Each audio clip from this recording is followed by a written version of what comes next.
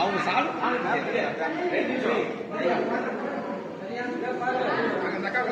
Sir யார நிக்க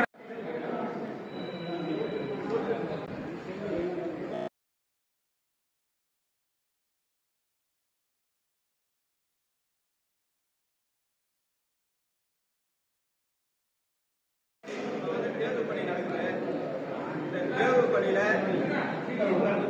இந்த தேர்தல் ஆணையம், இந்திய தேர்தல் ஆணையம் பலதரப்பட்ட நோய்கள் உள்ள அரசு ஆசிரியர்களுக்கு அந்த மருத்துவ சான்றிதழை அவர்களுக்கு விலக்களிக்க வேண்டும்.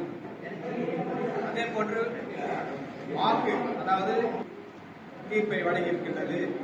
அந்த தீர்ப்பின்படி அரசு ஊழியர்களும் இந்த அவர்கள் விருப்பப்பட்ட